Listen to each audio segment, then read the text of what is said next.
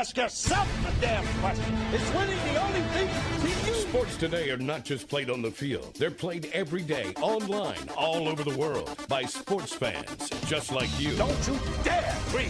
That won't get you anywhere. If you don't think you're a winner, you don't belong here. The Star Fantasy League Show puts you in control of your own team.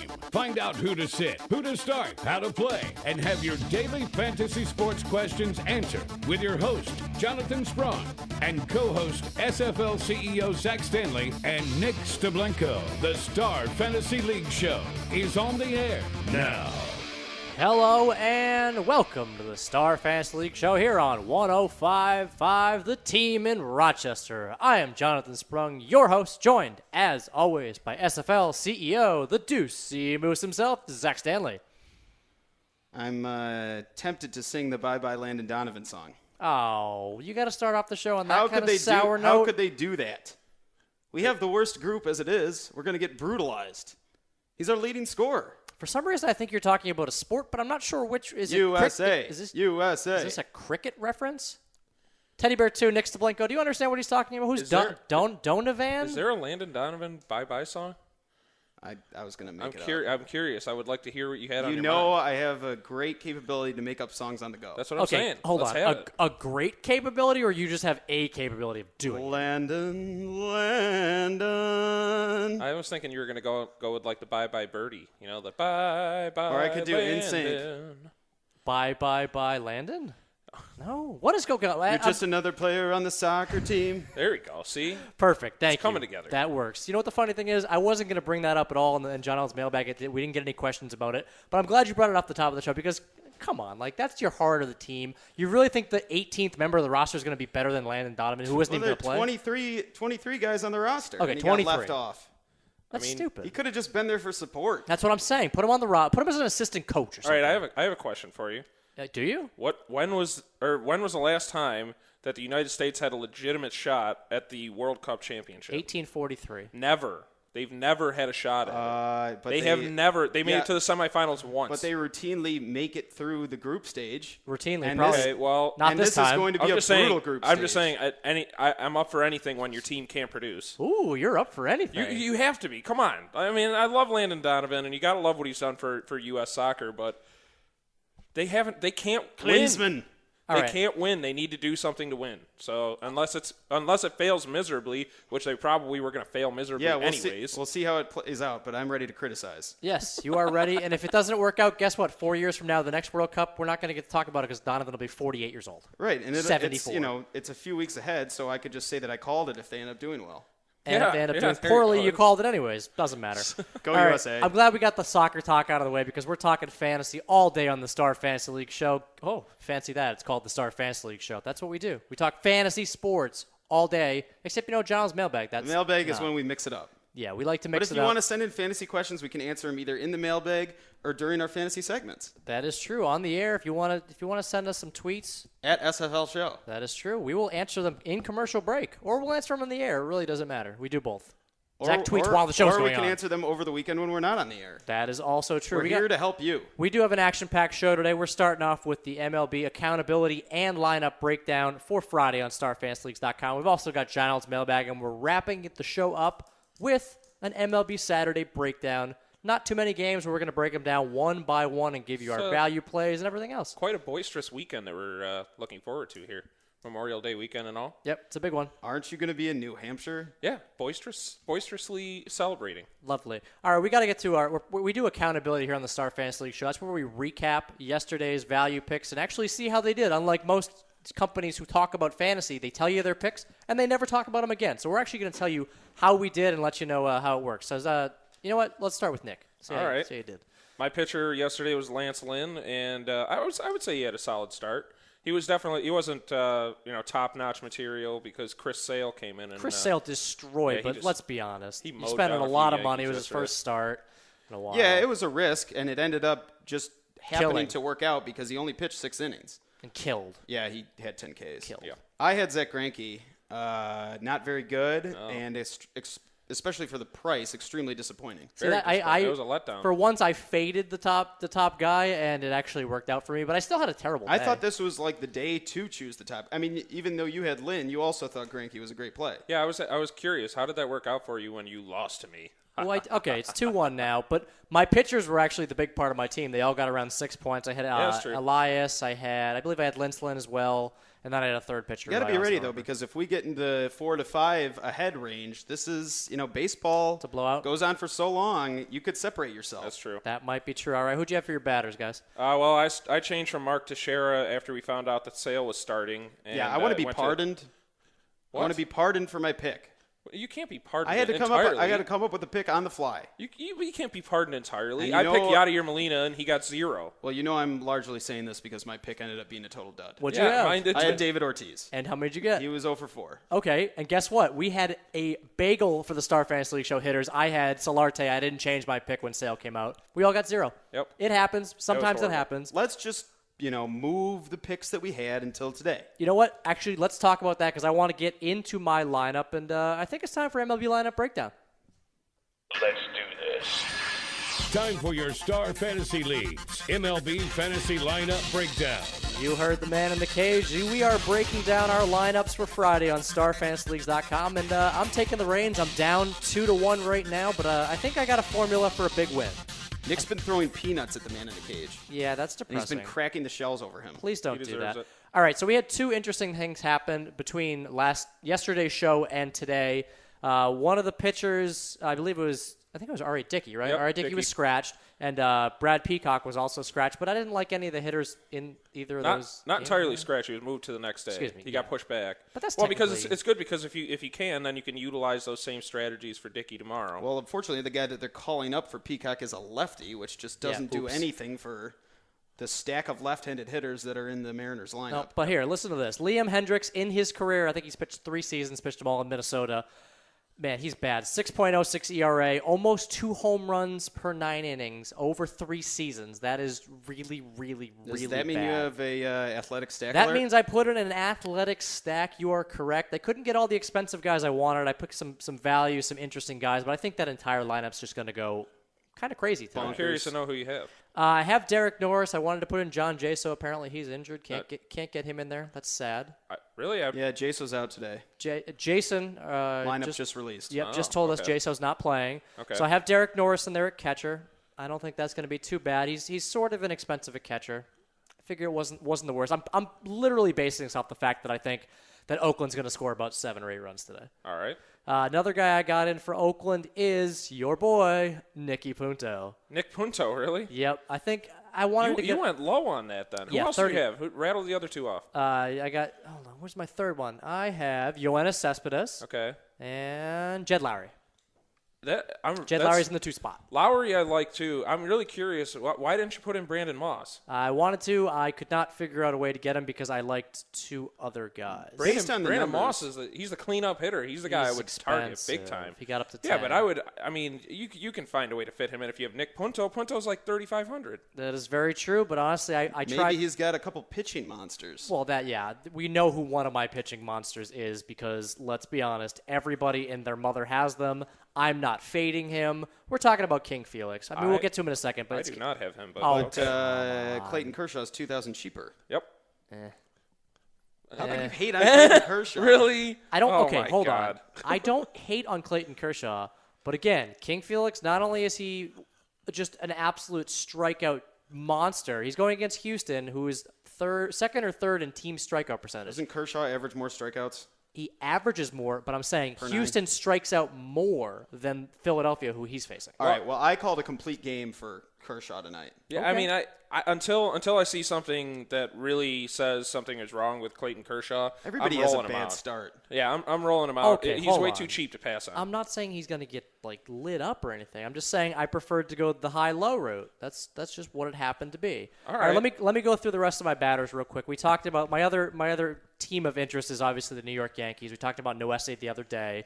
He kind of got moved back, so we got to move all of our picks to today. So I went with somebody else's play of the day from yesterday. I think it was yours, Nick, Mark Teixeira. Yeah, I think he's got a great matchup against him, and I wanted to roll him out yesterday. So today has great eight home runs this season against righties. That's a recipe for a long ball, especially I believe this game's in New York. No, excuse me, it's in Chicago. They're both hitters' ballparks. I'd have to look at the numbers, but I'm pretty sure he's better from the left-hander standpoint when you're talking about slugging percentage. So, yeah, I think it's a great pick. I think that's the one to roll out. Is that really true? He has 8 jacks against righties so far. That's what I'm saying. As a left-handed batter, I think he is stronger because I think he's better against right-handed pitchers. You're right. I'm talking about when you're talking about the long against ball. righties. It's probably as a lefty. You're right. Yeah, you got it. Long ball, good to go. All right. So some other offensive goal. Let me go through the other Yankees I have. Obviously, Jacoby Ellsbury. That's my play of the day. Yep. And my play of the day from the other day, Solarte too. I mean, I got all. That's where I couldn't fit Mawson. I got all 3 big names for the Yankees. Yeah, I like Solarte a lot. Playing so well. Jacoby, I think his power is overdue. I think it's going to happen sooner or later. He's going to hit one out. They haven't come out with the lineup just yet for that, but is McCann slated to start? Because I really like McCann if he's away. Yeah, I like McCann as well. Honestly, he's 5,600, and how much was Derek Norris? He's 73. That actually might allow me to get in. There you go. Once all these okay, remember, there are 2 hours. Moss is boss. Moss is boss. Moss is boss. There are 2 hours until lineups lock on StarFantasyLeagues.com. So if lineups do come out and some of these guys aren't in there, or some of them are in some just terrible positions like 8th or 9th in the lineup, or just something happens, make sure you change them. We have plenty of time. We have a late swap option on StarFantasyLeagues.com. Get these guys out if you don't like their positions. See, the other guy, I was kind of curious how you didn't have Josh Reddick in there because he's a boomer bust kind of player, but when he's facing a AAA call-up, I think that's the perfect time to roll him out. Single A call-up. That guy's terrible. Oh, sorry, yeah, single A. No, I'm just kidding. Or whatever, fine. 5,100 for Josh Reddick. I think that's worth a chance. Not bad. All right, one of our guys we've talked about for a while who's on fire, Pablo Sandoval, 48-43. I don't care who he's facing anymore. I'm just getting him in. Well, he's just you're hitting him at the right time. It's a great streak. So. All right, and Matt Holliday rounds it out. I like St. Louis a lot, and I also like them for tomorrow. St. Louis is kind of a little disappointed to see that it looks like there's a good chance the Mets aren't going to be playing tonight because I hit a Met stack, and it's like 50% showers all night long. So. Yeah. All right, I got to get to my pitchers real quick. I went with big-time Timmy Jim, Tim Lincecum. Got King Felix, Hiroki Kuroda, another value play. I think actually Kuroda was my pitcher of the day. Who's Timmy Jim? Tim Lincecum. Big-time Timmy Jim? You never heard that? It's an ESPN thing. I haven't heard that either. Oh, come on. And Sergio Romer's my closer. So, guys, reiterate your plays of the day real quick so we can talk about them tomorrow for a little bit of accountability. I had Felix Hernandez as my play of the day. I just, at the price, I found a couple other good pitchers. And then I have Miggy Cabrera. I think he's going to smash one on Baker. And I had Kershaw and Jacoby I'm sticking with. All right, and like I said, I love Kuroda tonight. I love the matchup. I think he's going to get spotted a very big lead very quickly. And Teixeira, because I'm stealing it from you, Nick. You had the right idea. I mean, he's going to crush one. He should. At least one of these 2 days, he's going to crush one. Yeah, just home runs for everybody. Why take not? Them both days. Yeah, take them every day. Who cares? All right, coming out of the break, it's time for John Old's Mailbag. And you're listening to the Star Fantasy League show on 105.5 The Team. The Star Fantasy League show. Information is key to being a successful fantasy team owner, and the guys have all the updated info you need right now. Okay, fantasy sports fans. There's a letter in your mailbox. Time to dig into Donald's mailbag for your questions and comments. Read the mail, read the mail, read the mail. Jump in the game. Send your questions and comments to the Star Fantasy League's team by tweeting at SFL Show.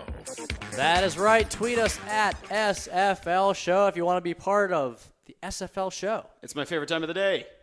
SFL Show Twitter? No, mailbag. Oh, that's right. John Old's Mailbag might be your favorite. Actually, you know what? Your favorite time of the day on the radio happens to be King Stanislaus Mailbag, but that hasn't happened for a while. Someday. It went away. Again. It's depressing when it goes away. That's when I sub in for you. Well, no, not sub in for me. That's when you randomly take over the segment. He just goes, I think it's time for a King Stanislaus Mailbag. I had something else to say, and now it's gone. No, that's what happens. Things happen. I know. You know what? You know why you're so scatterbrained is because yet again in Rochester, New York, it's a dreary, gray day. It's supposed to be a great weekend, though. Is it? I've got a big golf tournament on Sunday, so. Do you really? Yeah, it's supposed to be like 76. I'm excited to get out there for some rounds. I got a bunch of nice little gift certificates for some rounds around Rochester. I'm excited. It'll be my first actual round of the season. I have a friend that looks almost exactly like Matt Kuchar. Oh. You golf with Matt Kuchar. Technically. That's kind of cool. That's what it feels like. All right. He's not that good. No. He's okay. I feel like it's not as good as the real Matt Kuchar. No. All right, we got to get into John Old's Mailbag. Jody D writes, The Montreal Canadiens managed to pull off a crazy win in Madison Square Garden, avoiding a 3-0 deficit. Will we see the home team win a game in this series anytime soon? Have you ever seen this, Nick, before, where the first 3 games are won by the road team? Yeah, we saw that in the last round. Did you really? Yeah, with Anaheim. When Anaheim. Oh, wow. Yeah. LA won this both is how in much I Anaheim, actually and pay Anaheim attention. won both in LA. That's crazy. Montreal did something that I guess I really should have expected them to come out and do this, but Scummy? They came out and I guess you could call it that. They came out and they stirred the pot quite a bit. Brandon Prost, that was an illegal hit, and I expect that something's going to be handed down from the league. I don't think we're going to see him in the next game, but it was an illegal hit on Derek Stepan, wasn't called, and rightfully so. The Rangers responded by dropping the gloves with him, and I think that took them off their game a little bit. So how quickly did they drop the gloves? Did they just they saw that hit and they went out there and beat the crap out of them? So the hit happened, and Prost came off the ice, and then the next time he was on his next shift, that's when they went after him. I'm pretty sure it was as a result of a hit from behind too, and it got really chippy really fast, which is really it plays right to Montreal's hand. You think the Canadians are stepping into a bit of a Bruins role right here? Yeah, you kind of have to. I hate to say it, and I don't like to see that kind of play, but when you go down 2-0, losing both of those games in your own building, you lose your best goaltender, you got to do something. You have to. We all know how Alain Vigneault teams have struggled when they take a pounding. Yeah, well, that's true. Yeah, I know exactly what you're referring to, the Bruins and the Canucks Stanley Cup, where we famously saw one of the Sedin twins just take a few on the chin and do nothing. And fall down. Yeah, they need to. The Rangers, fall down. If the Rangers are going to walk out of Madison Square Garden winning this next game, they need to just keep their heads, and they need to come out, play physical, not buy into the chipping and the talking and all that stuff. I would rather see them not do that and actually keep this series going. But how about the goaltending last night? Tokarski was solid. 35 of Very 37. solid. That's pretty impressive. Yeah, and I think at the end of the second period, it was like 27-13 in shots in favor of the Rangers. Yeah. It was Not what we've impressive. seen. Montreal, stepped it up a notch, and we talked about it. We said this series, yes, Carey Price, huge loss. This series wasn't over. Nope. And I think it's fortunate because now we get to watch a big game, and no matter what, this series is going back to Montreal. Well, yeah, but the only thing is, I would still say the odds are stacked against Montreal. They need to figure out a way to continue this level of play that they had. You get this vibe from teams in the NHL playoffs every single year, this like magic. Yeah. And that's when I was watching it last night, that's what it felt like. Never say die. That's the way you do it. In the NHL with such a physical game, you just can't give up. You are never out until you are completely out. And I got a text from our designer Jason last night after the Rangers scored and it went into overtime. No way the Rangers lose this game. And I was like, stranger things have happened. And then a minute and a half later, they put one in. Yeah, really. Yeah. Oops. Couldn't have said it better. Stranger things have happened. Perfect. That's a great spot to move on from. Donnie M. writes, Richard Sherman and Patrick Peterson are taking to social media to settle the debate over which player is better. Because, that's what everyone does these days. Ridiculous. Yeah, they talk crap on social media. Yeah, exactly. Whose side are you on, and is this type of rivalry good for the game? These are two guys that are in the same division. I feel like this is amazing. I want to see more. Obviously it's over social media. Sherman went to Twitter. Peterson said all of his junk on local radio, so clearly that was going to get out really quickly. I'm not taking anybody's side. No, neither am I. Why not? Because I think this is just good. This is good stuff for the NFL. It's good stuff for any sport when this type of back and forth goes on. As long as it stays clean. You've seen a couple of instances where guys take it too far. Then you're looking at a situation where it's like, is this really bringing a black cloud over the situation? Well, remember the McCoy back and forth with who was it? It was somebody on the Giants. It was. We're talking who? One of the defensive guys. Oh, LaShawn McCoy? Yeah, McCoy and. With Jason Pierre-Paul or JPP? Is the other Justin who's Tuck? the other guy with the? Oh, I think it was Pierre-Paul. Yeah. No, Yeah. that's not right. I don't know. That's I'm not right. not It's sure. a Giant. Nobody cares. Either about way, Giants. that was New fun. York. I just think this stuff is enjoyable, and it's not like somebody's. They're going to win the argument with their play over time, but to be honest, we don't know that right now. Both of these guys are absolute studs. Yeah, they Richard are. Sherman's pretty funny about it, though. His tweet was, what I got, get the stats I got, least targeted, #opinion versus fact. So not only is he the least targeted according to him, he also has the most interceptions over the past 3 years. But let's be honest, interceptions are clearly not the end-all, be-all for who's These the guys are best both corner. young. They're going to have to keep proving themselves. Yeah, well, let's also be honest. Richard Sherman has a lot of help in that secondary, too. Well, and hold on. out of these two guys we're targeting each other, where's the Joe Hayden conversation? No He's kidding. the biggest shut-down corner in the league I right can't now. see Joe Hayden getting in on this. No, I I'm can't, saying, but but I think John's completely I'm saying, right. where's the love for him as one of the top shutdown corners? I couldn't agree more. Maybe we should make a support Joe Hayden Twitter account know what? and just tweet it down. Let's just create a fake on the Star Fantasy League show. All of our fans who are listening right now, just tweet out with the hashtag. Hold on, Hayden Love or something like that. Go ahead, SFL Hayden Love. Support JH.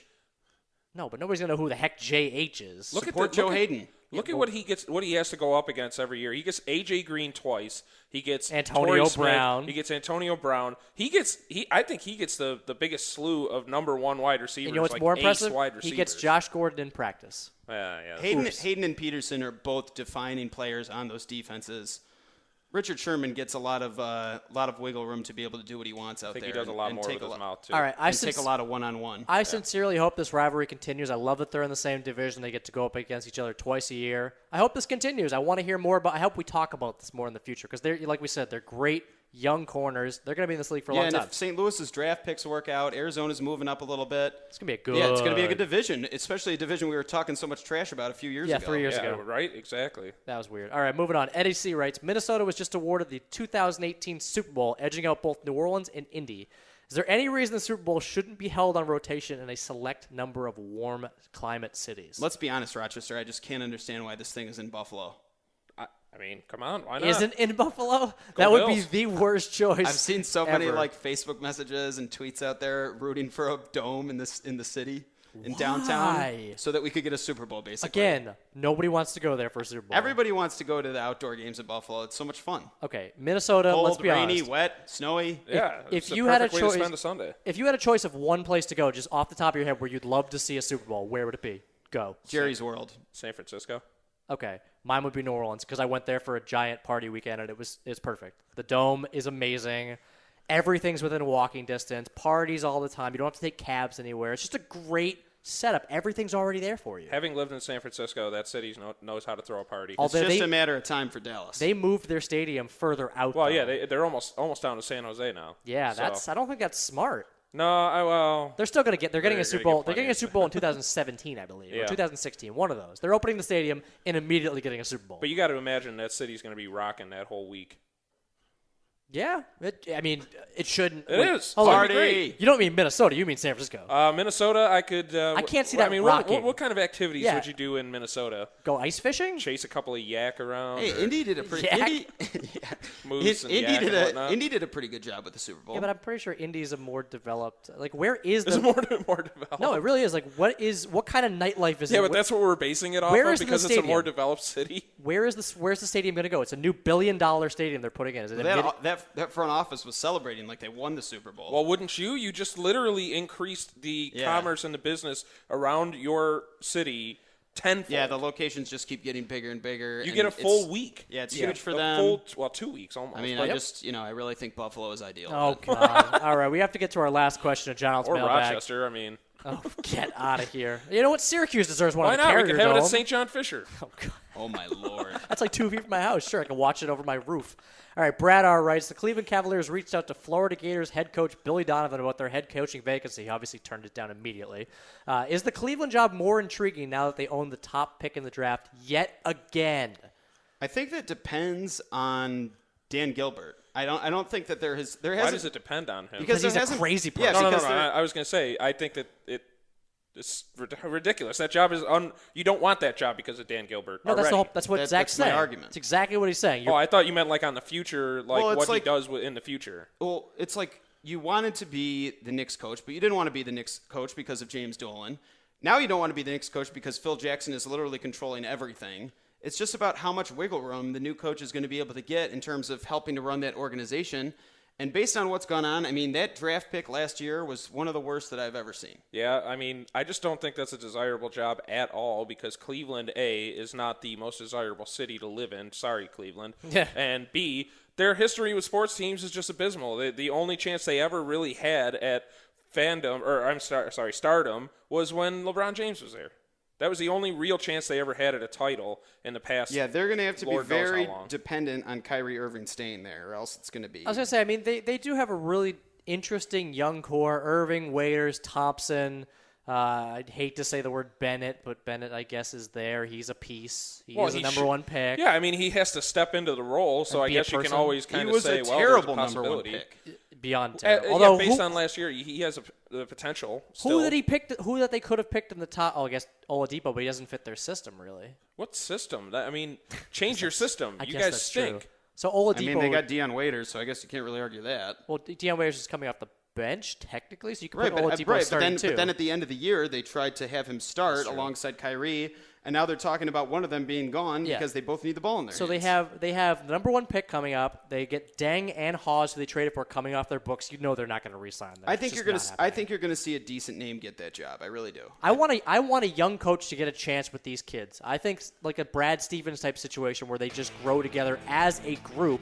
I think that could be interesting. But besides their stars, there's just not that many pieces there. No, let's be honest. Any team with Anderson Varejao on it has an absolute shot at it. The wily veteran. Yeah, the wily veteran who plays maybe 16 games a year on Lopez's average. brother. That might be right. All right, coming up after the break, it's time to break down all our value MLB plays for Saturday on StarFantasyLeagues.com. And you'll listen to the Star Fantasy League show on 105.5 The Team.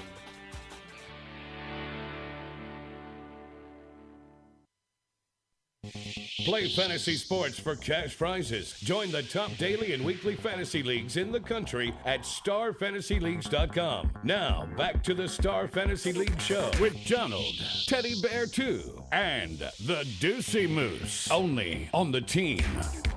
That's right. Teddy Bear 2, Deucey Moose, and Jonald here on the Star Fantasy League show. We're going to say a little something about crafting lineups today. Are we? We are. This is completely news to me. We didn't rehearse this. The show is off the rails. Sometimes you need to let the people know how they need to build going forward. That's true. We're calling an audible. Since there only are 6 games on the slate for Saturday, we're going to give you a little bit of behind the scenes of how we actually come about crafting our lineups, because there are so many different ways. Like we could do as much research as possible and then just pick and plug and throw players in that we like. But there are different ways to go about it. There's a couple ways we're going to talk about. Who wants to go first? What do you want to talk about? There's so much to do. I'm not giving you any of my secrets, Donald. Oh, okay. And turn off your radios, guys. We're done. Now that he's up 2-1, he has secrets. Yeah, exactly. Well, which way are we going here? Are we talking about some statistics that people might not know about? One thing I wanted to say was when you're making a lineup in GPPs compared to heads-ups and double-ups, a good idea, not necessarily a rule of thumb, but something you might want to go with, is to build your GPP lineups batter first. And the reason for that is you want to make sure you put in a bunch of power, because that's, you want the big bats. That's really the only way that you're going to end up winning these GPPs with any sort of consistency, and then look for those value pitchers. Now, when you're doing a 50-50 or a heads up, you definitely want to get your pitchers in first, who's going to be reliable for you, who you know you're going to get points out of, and then fill in from there. That doesn't mean that you're not going to get a lot of power. You always want to be looking for power, but you can get some big bats in. See, I think you can still take that strategy when you're going through a GPP lineup in terms of your pitchers, just because the one thing you always want to make sure you remember is that there are a lot of people in these tournaments. There's a lot of players in these tournaments, so you kind of have to go against the grain a little bit. You have to take a look at the pitchers that you think people are going to be riding high on, and then maybe go the other way. Not necessarily just pick against them for the sake of picking against them, but pick a pitcher that you might want to take a chance on. Take more of a risk, higher reward. You worry a little bit more about parity when it comes to GPPs. Like, one good thing to do is to look at batter versus pitcher, which I hate. Yep, you hate. But look at it merely because you can see if you're looking at 2 different stacks, something like that, or you're deciding between 2 hitters, who's got the better BVP stats, because that's likely the guy that's going to end up being the most picked. Yeah, that's very true. And then you get the other guy.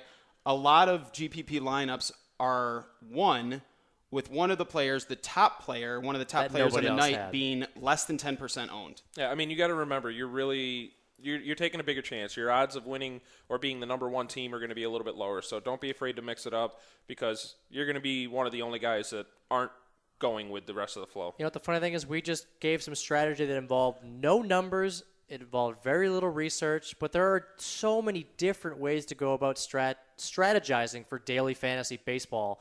It's one of the most difficult and most like stressful daily fantasy sports, But if you put the research in, you can do really well very consistently. And just once again, when we're talking about GPPs, we're talking about guaranteed prize pools, which are larger tournaments with a large amount of people, and therefore your risk reward is much higher. So you want to go with the guys that have a lot of upside and not worry so much about the risk. Yep. That is true. All right, we got 6 games on the slate for Saturday, which means that whole parity thing you just talked about probably not going to be as prevalent. Yeah, I mean, with such a short slate, you got to be a little crafty. We'll figure it out, though. We We'll find a couple of places do have to be crafty, so we're going to talk about all 6 games, all 12 pitchers. We're going to have some fun here, guys. All right, let's start it off right at the top. James Shields going up against Matt Shoemaker in Anaheim. What are we thinking? Matt Shoemaker, guy who I believe came out of the bullpen, is going to be making a start here. 5,400 area. I don't think he's got, his stats look okay, but it appears based on his BIP that he's been getting a little bit lucky out of the bullpen. Only 188. Yeah, I mean, you only have 2 starts to go off of, so, those numbers are going to be a little difficult to digest. Do remember, though, those 2 starts were against Cliff Lee and David Price. So he ended up winning both of those. Well, I mean, but that's more on the LA Angels offense. What I'm saying, though, is that he was able to at least navigate the game and keep the score low. There's a good possibility you might roll the dice, like we were saying, in a GPP tournament. At the same time, I don't really know how to approach this game for batters because there's not a whole lot to like out there. Mike Moustakas just got sent down to AAA, and then the other lefties are Eric Hosmer, Alex Gordon, and Nori Aoki, all for Kansas City. I don't like any of them. Well, look at this. Look at this night as a whole. We're talking about one of the rare nights that we don't have an over/under above 7.5. Yes, yep. I had a lot of trouble finding hitters that I would definitely advise tonight or tomorrow is going to be the day that. Or the night, rather, because these games start around 7:15. 7 o'clock, yeah. That you want to make sure you get the right pitchers in. It's going to be critical because it could be a very low-scoring night in terms of hitter production. Yeah. It's actually funny. A team that we've been talking about stacking for a while actually has the best BVP stats, so your whole thing might be thrown in a kind of loop because the guys you usually want to end up taking are probably going to be very highly owned on Saturday night.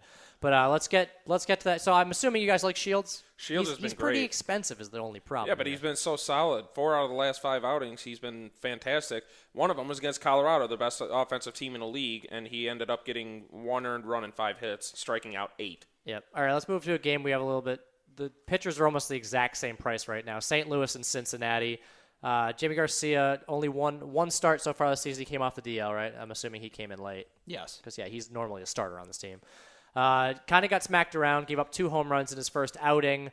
Tony Cingrani just has not been all that good this year. His stats look okay, but when you look deeper, giving up 1.41 home runs per 9, 36% ground balls, that's really, really low. Yeah, that's low. And he's kind of like an every other, you're getting one good one bad one good one, so. And he, the good news is he's really bad against righties, and it just so happens that the St. Louis Cardinals have a lot of power righties. They have a lot of there's righties. Definitely a stack opportunity here with St. Louis.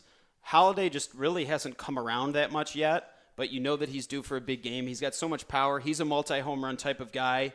He can output those type of stats, and Molina's been playing quite well. Peralta had a great night, and actually Craig had a great night last night. Yep. I had him in, and then I looked at a lineup, and he wasn't in it, and I didn't make sure that was the actual lineup, and it turns out he was in and did great. We have something interesting to talk about with St. Louis. We talked about them the past couple of days as a stack option, how they're kind of a cheaper stack option. When you look at it, their numbers don't say that they're one of the best offensive teams in the league, but the potential is always there. And I think a night like tomorrow night is a perfect time to utilize that potential.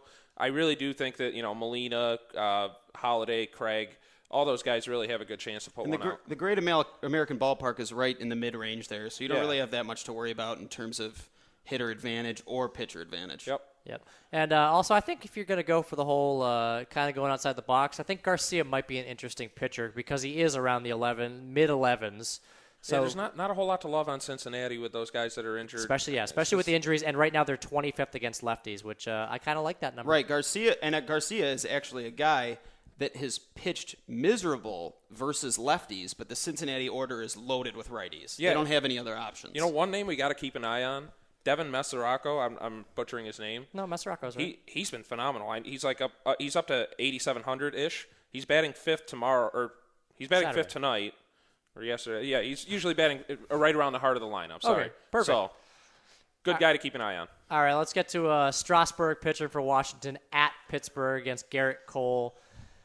Both these guys strike out batters quite a bit, except for the fact that both offenses are pretty good against righties. So it could be great, it could be bad. Look at this 6.5 over/under, though. I mean, it makes me sad. Yeah, this game is going to be really low scoring.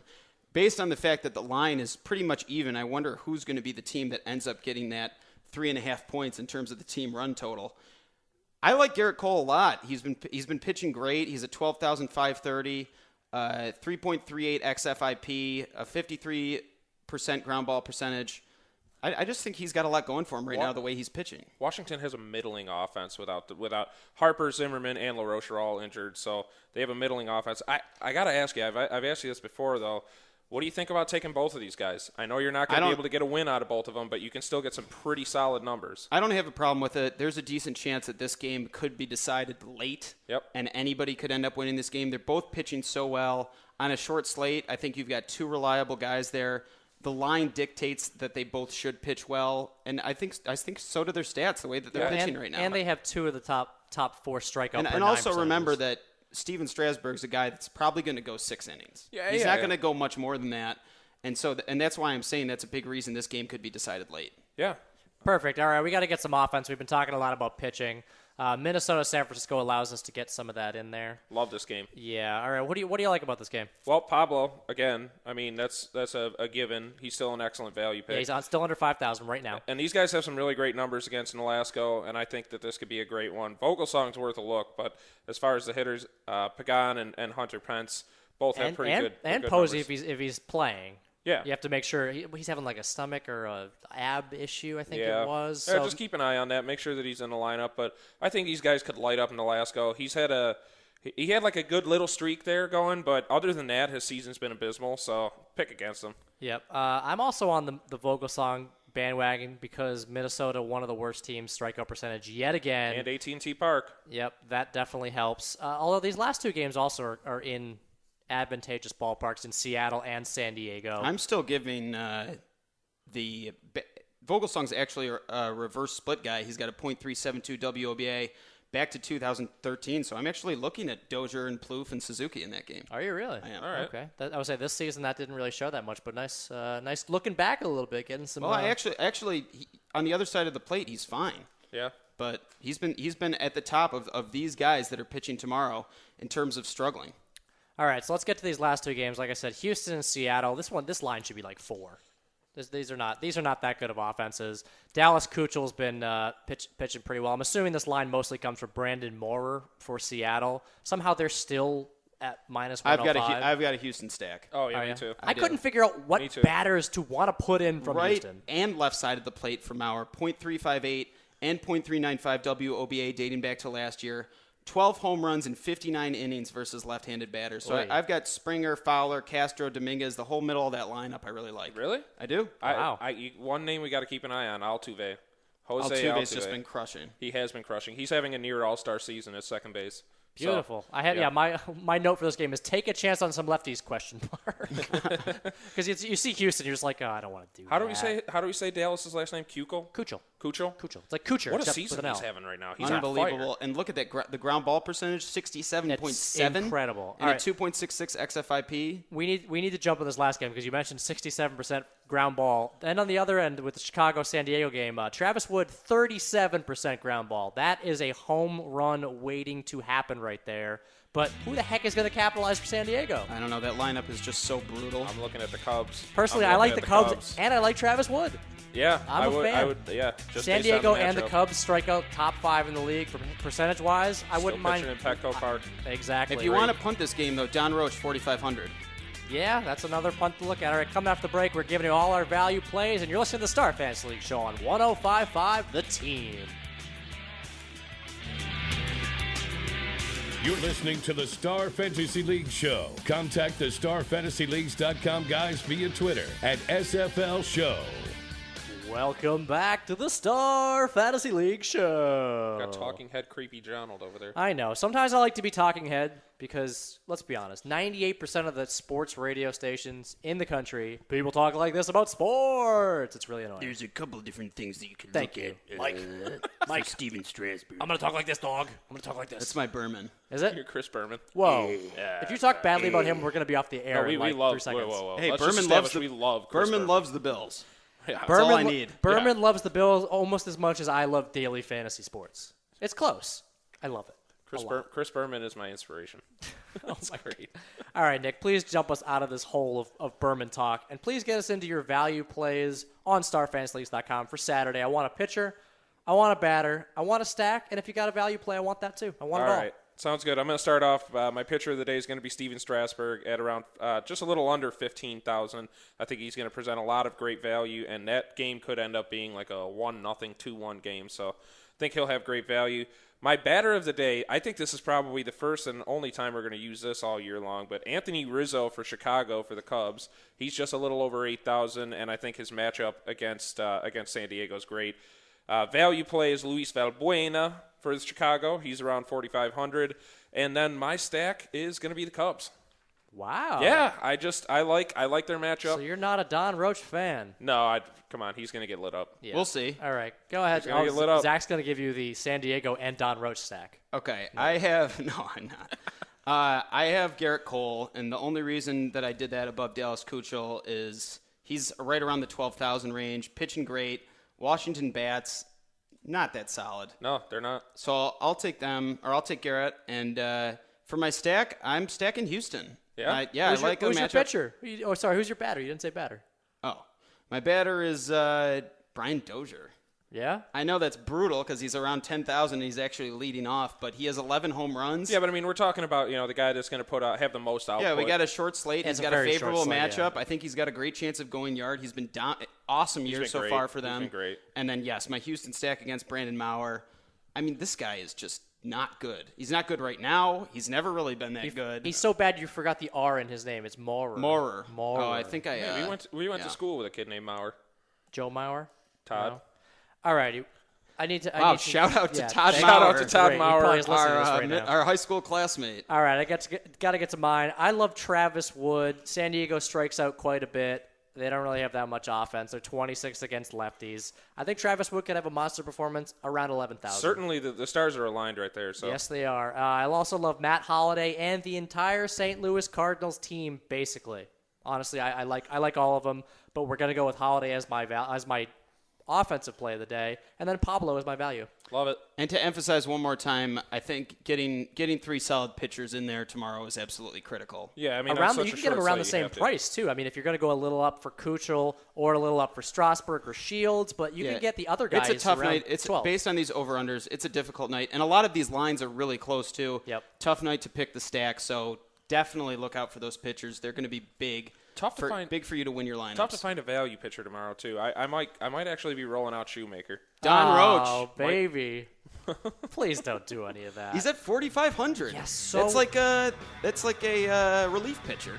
Yes, but it could pay off. Look, he's got a 65% ground ball percentage. It like 1 or 2 outings. Get out of here. Go get him, Donnie. Well, that's probably why his salary isn't up for it. Really, he would only need to get like 3 or 4 points to that might be true. But be careful about those 2 N's in Don. You can't trust a guy like that. Yeah, I can't trust that at all. If you forget the second R in Maurer, whatever. All right, we got to give you $5 free on StarFantasyLeagues.com. The R is silent. Yeah, no, that is not true whatsoever. The C is silent. Just tweet us at SFL Show. Get $5 free in your account. Play for thousands of dollars every day in guaranteed prize pools on StarFantasyLeagues.com. And if you can't trust a guy who puts 2 N's in Don, we'll help you make a better lineup next time. Take it easy, guys.